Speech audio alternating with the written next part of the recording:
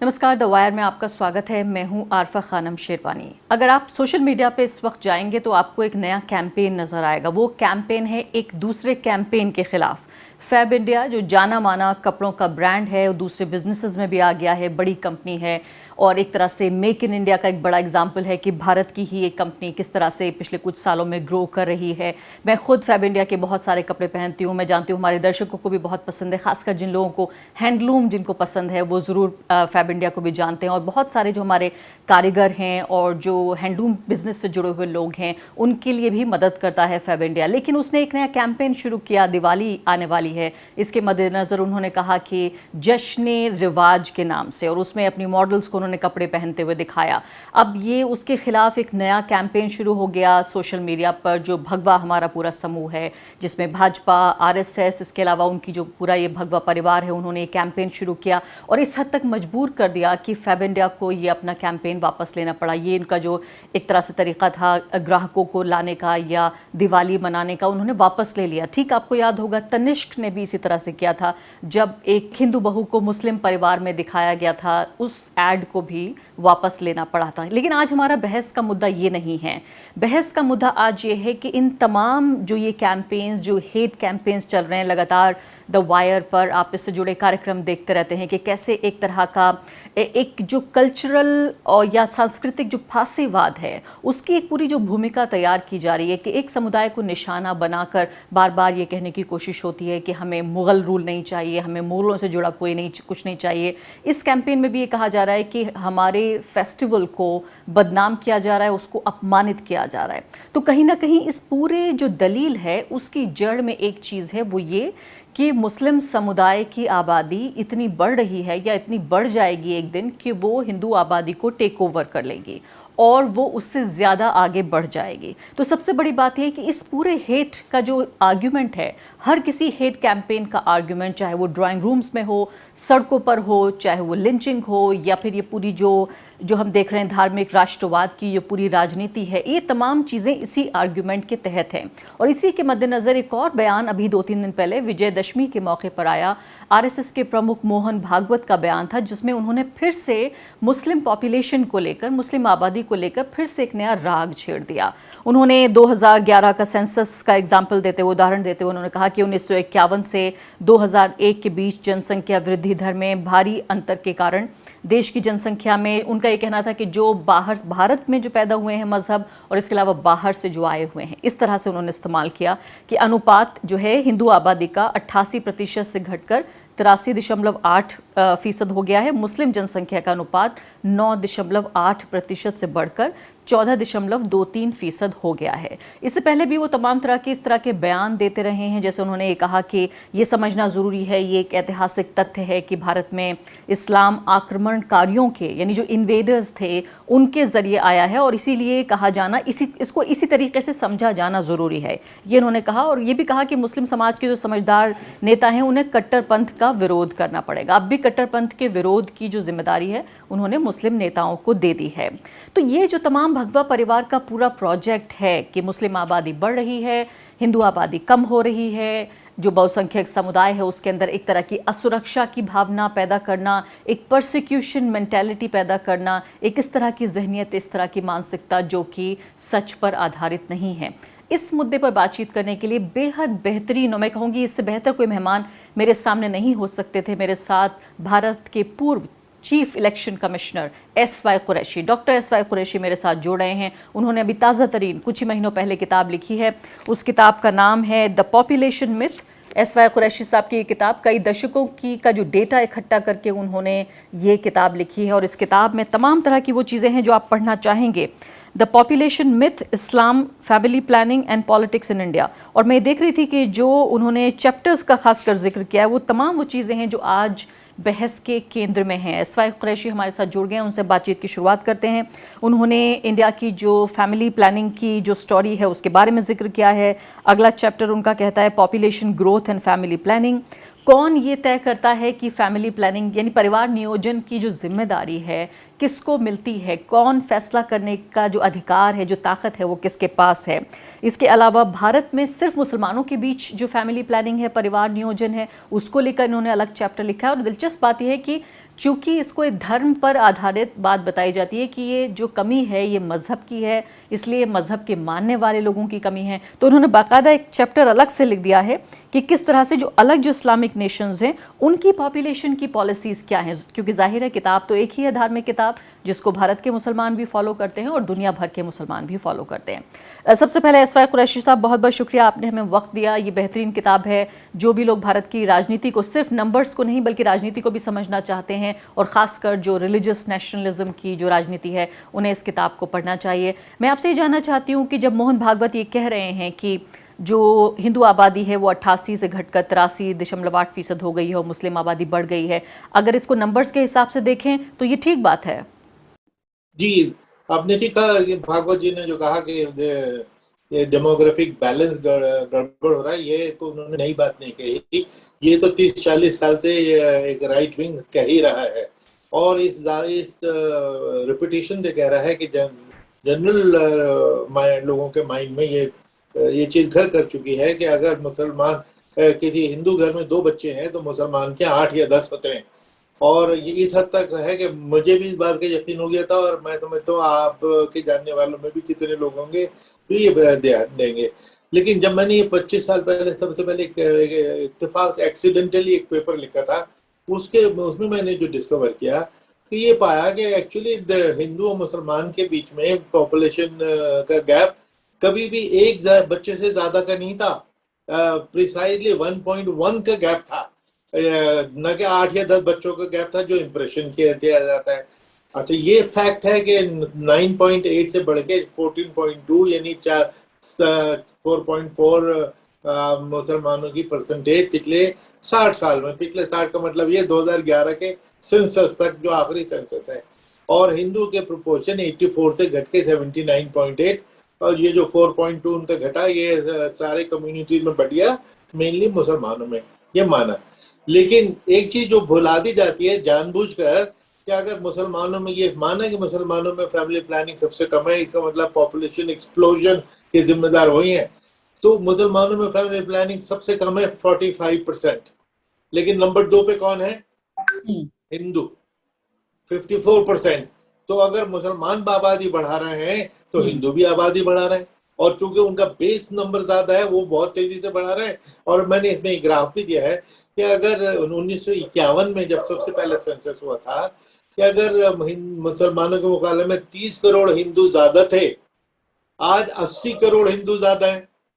नहीं, मैं आती हूँ, एक सेकंड कुरैशी साहब, मैं इस पर ज़रूर आऊँगी। जो कॉन्ट्रासेप्टिव्स का इस्तेमाल है, ख़ासकर मैं ये देख रही थी NFHS का जो सर्वे है, और कई बार इस बात को फ्लैग भी किया जाता है कि चूँकि मजहबी वजहों की वजह से कॉन्ट्रासेप्टिव्स का इस्तेमाल, जो गर्भ निरोधक गोलियां हैं या गर्भ निरोधन के जो और दूसरे साधन हैं, उसे अपनाने से झिझकते हैं मुसलमान। मैं उस पर ज़रूर आऊँगी आपसे, लेकिन सबसे पहले मैं ये जानना चाहती हूँ कि ये जो नंबर है जो हमें बताता है 51 से और 2011 के बीच का, इसको कैसे एक्सप्लेन किया जाएगा? इसमें क्या ट्विस्ट है जो आप हमें समझाना चाहते हैं? नहीं, ये तो एक सेंसस की फिगर्स हैं, सेंसस फिगर्स हैं। ये किसी ने कोई झूठ बोला, बार बार बोला, उसको किसी ने काउंटर ही नहीं किया, विद द रिजल्ट के लोगों के दिमाग में ये चीज घर करती चली गई। मुझे इत्तेफाक से मौका मिला कि मैं जरा देखूं तो सही, जो इंप्रेशन मुझे भी हो गया था कि मैं देखूं तो सही एग्जैक्टली फैक्ट क्या है। तो फैक्ट ये तो जरूर पाया कि मुसलमानों के जो बर्थ रेट है वो हाईएस्ट है, टोटल फर्टिलिटी रेट यानी कि नंबर ऑफ चिल्ड्रन जो एक औरत अपनी पूरी लाइफ टाइम में उसके होंगे, उसको TFR कहते हैं। तो TFR मुसलमानों का हाईएस्ट है, लेकिन सेकेंड हाईएस्ट हिंदुओं का है। और हिंदू का बेस चूंकि 80% है, उन 80% लोगों का TFR, और अब सिर्फ वो TFR में हाफ अ पॉइंट का फर्क है, 0.48 का फर्क है। तो यही वजह है कि हिंदू जो 30 करोड़ ज्यादा थे 1951 में, अब 80 करोड़ ज्यादा है। तो खतरा कहां से पैदा हो रहा है? उनकी तो गिनती बढ़ती चली जा रही है। और बल्कि मैंने इस पे एक मैथमेटिकल मॉडल बनवाया, प्रोफेसर दिनेश सिंह और प्रोफेसर अजय कुमार दिल्ली यूनिवर्सिटी के, जो दिनेश सिंह वाइस चांसलर थे। मैंने कहा कि अब मैं आपको डेटा भेजता हूँ अपने 70 साल का, आप मैथमेटिकल मॉडल देख के बताइए कि कितनी जल्दी मुसलमानों का राज हो जाएगा जैसे ये लोग कह रहे हैं। तो उन्होंने मैथमेटिकल मॉडल भेजा जो किताब में एंड में पूरा एनेक्सर के बतौर दिया है। उन्होंने कहा भाईजान भूल जाइए, not even for 1000 years, never, सवाल ही नहीं पैदा होता। और उन्होंने जो ग्राफ दिया, आप ये देखेंगे कि मुसलमान की रेशो यूं जा रही है तो हिंदुओं की यूं जा रही है, और 2101 तक का उन्होंने सारा ग्राफ बना के भेज दिया। ये मैं आपको भेज दूंगा, आप इसमें शो में डाल दीजिएगा। यानी आप ये कह रहे हैं कि 1000 साल में भी ऐसा नहीं हो सकता कि मुसलमानों की जो आबादी है वो हिंदुओं की आबादी से ज़्यादा बढ़ जाए और देश जो है एक और मुस्लिम राष्ट्र बन जाए, क्योंकि अब तो आर्ग्यूमेंट यही व्हाट्सएप के ऊपर आप देखते हैं तमाम तरह के यही फॉरवर्ड्स होते हैं, सोशल मीडिया पे भी बहस का यही केंद्र है और आर्ग्यूमेंट यही है कि देखिए आबादी रोकना ज़रूरी है, यूनिफॉर्म सिविल कोड लाना ज़रूरी है, पॉपुलेशन को लेकर कानून लाना ज़रूरी है। उत्तर प्रदेश में तो ले ही आए। इसके अलावा इसको लेकर जो एक पूरा, यानी कि खुद प्रधानमंत्री ने यहाँ तक कह दिया था कि जो छोटा परिवार जिसका होगा वो बड़ा देश प्रेमी होगा, यानी कहीं ना कहीं जो, फिर मैं वही कहूँगी कि राष्ट्रवाद को जो आबादी के से जोड़ने की जो एक कोशिश है वो मोहन भागवत आरएसएस के प्रमुख से लेके प्रधानमंत्री तक सबकी यही कोशिश होती है। तो ये आप बता रहे थे कि 30 करोड़ से 80 करोड़ हो गए, लेकिन मुस्लिम आबादी इस अनुपात में कितनी बढ़ी? 1951 में कितनी थी और अब कितनी हुई 2011 में?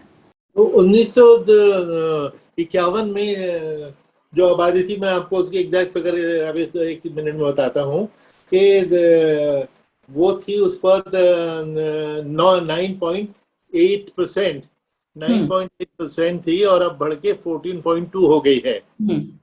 यानी 60 साल के अरसे में 4.4 परसेंटेज पॉइंट आबादी बढ़ी जी। 60 साल में अगर 4 परसेंटेज पॉइंट बढ़ी तो 51% बनने के लिए इसको 600 साल चाहिए। अगर कुछ और चेंज ना हो, जो जिस रफ्तार से बढ़ रहा है वही चलता रहे, तो 600 साल में 51% मुसलमान होते हैं।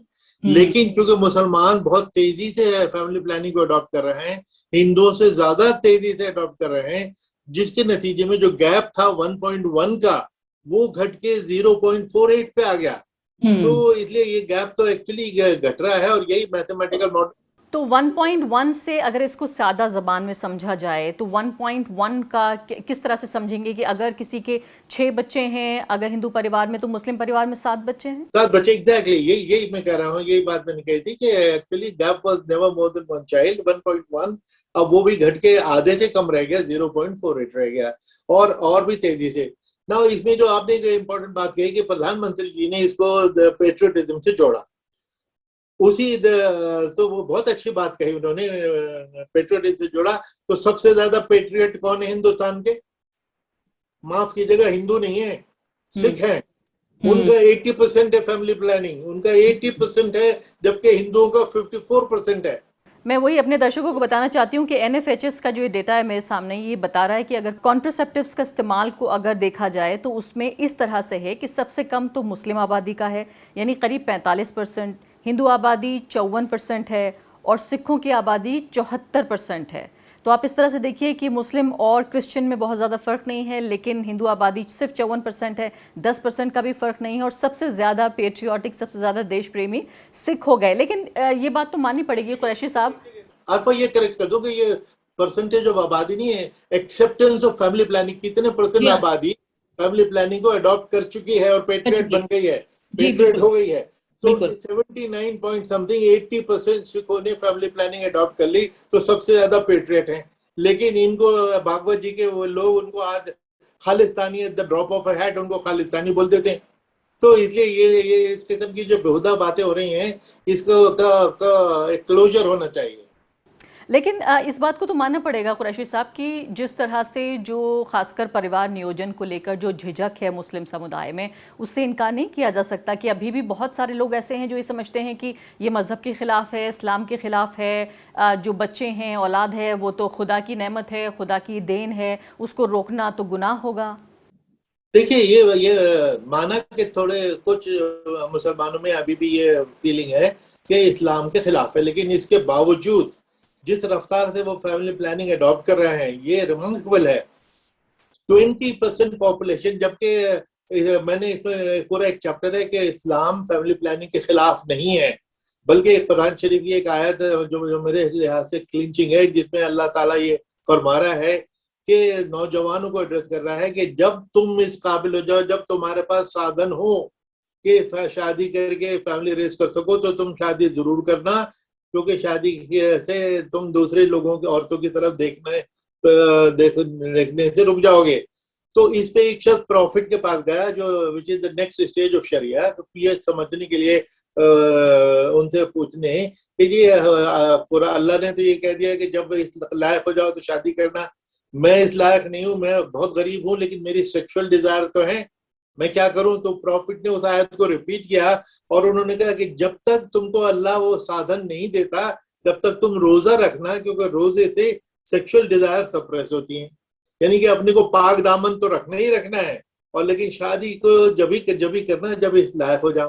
फिर तीसरी एक हदीस है जो मैं समझता हूँ क्लिंच करती है इस्लाम के फैमिली प्लानिंग के फेवर में होने की बात को। एक शख्स प्रॉफिट के पास गया कि मेरे कई बच्चे हैं और अब मैं अजल करना चाहता, अजल कोइटस इंटरप्टस, ये है विड्रॉल मेथड, समझिए वो होता था उस जमाने में, कि मैं वो करना चाहता हूँ कि मुझे और बच्चे नहीं चाहिए। लेकिन एक यहूदी कहता है कि वो तो माइनर इन्फेंटिसाइड है, वो तो कत्ल है छोटे बच्चे का।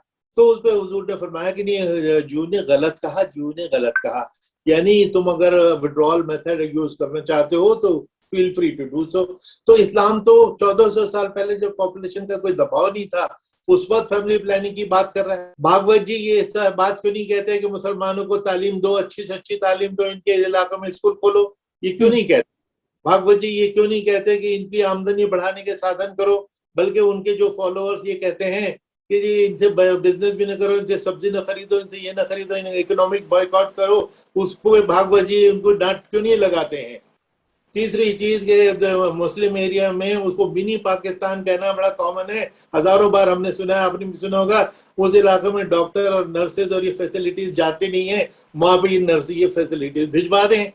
आप देखिए सबसे ज्यादा अनमेट नीड एक कॉन्सेप्ट है कि मैं फैमिली प्लानिंग करना चाहता हूँ लेकिन मेरे पास साधन नहीं हो पा रहा है, तो वो साधन मुझे मिल जाए तो मैं आज कर लूं। सबसे ज्यादा unmet need according to national family health survey मुसलमानों के 16% मुसलमान इच्छुक बैठे हुए हैं कि आज हमको फैसिलिटी मिले और हम कल से फैमिली प्लानिंग करें। तो आप बहुत अच्छी बात आपने कही, और मैं चाहती हूँ कि दो तरह के लोग ज़रूर आपकी बात को सुने। एक तो वो कंजर्वेटिव लोग जो ये समझते हैं कि कुरान या मजहब उन्हें फैमिली प्लानिंग से रोकता है, वो ज़रूर इस बात को सुने। आपने बाकायदा कुरान का रेफरेंस देख के बताया है और इस किताब में भी बाकायदा इस बात को लिखा है। मैं देख रही थी इसमें आयतें भी लिखी हुई हैं कुरान की जो इस बात को रेफ़र करती हैं।